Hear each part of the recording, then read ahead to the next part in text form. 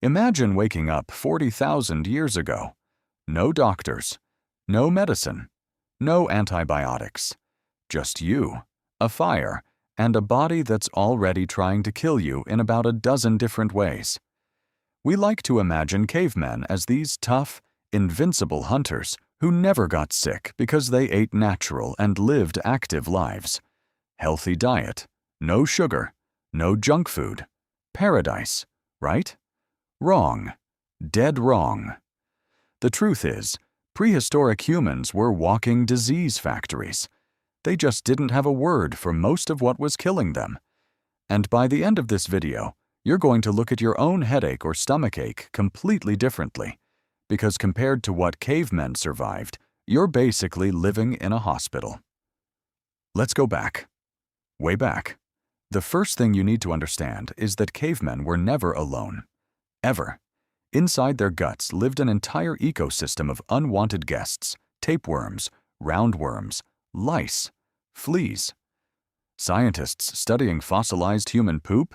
Yes, that's a real thing archaeologists study. It's called coprolite. Have found parasite eggs dating back over 10,000 years.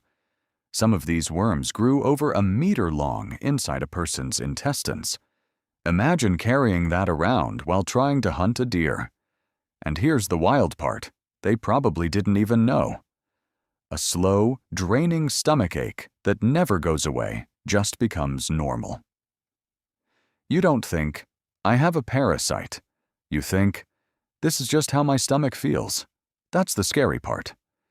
Sickness wasn't an event. It was a permanent background noise of life. Now picture this. You're hunting a wild boar. It charges. You dodge, but not fast enough.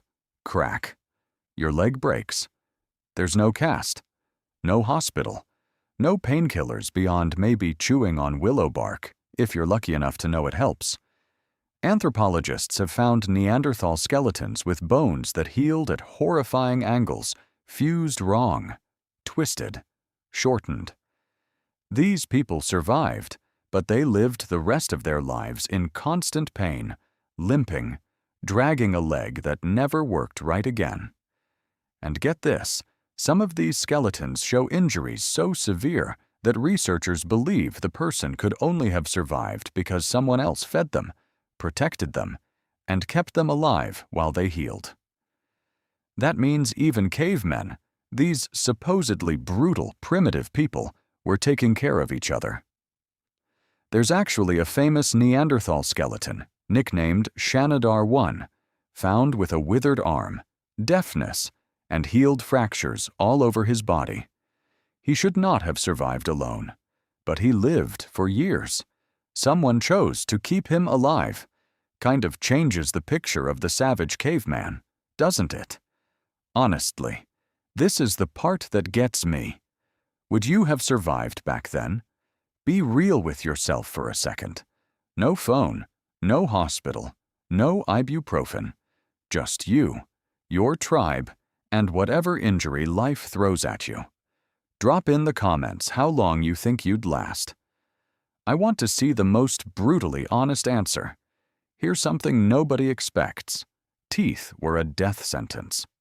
You'd think a diet without candy and soda would mean perfect teeth. But cavemen ground their food between stones to eat it, which means tiny bits of grit and sand were mixed into every meal.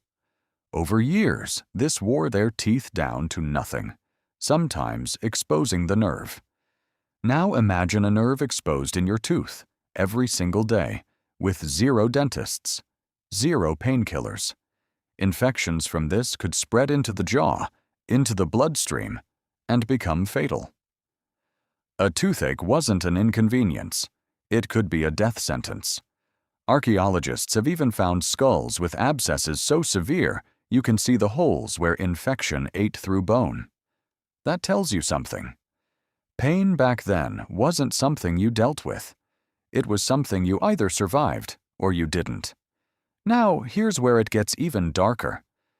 As humans started settling down, living closer together, taming animals, building the first villages, something changed.